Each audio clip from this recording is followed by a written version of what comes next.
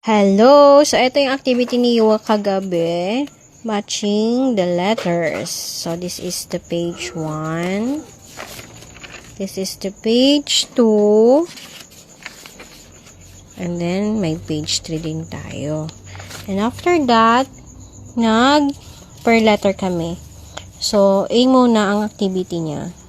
Then, may pangalan siya dito. Correct naman yung name niya.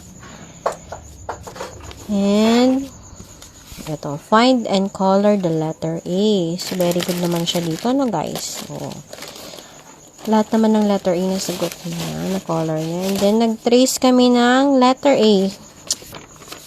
No, anak,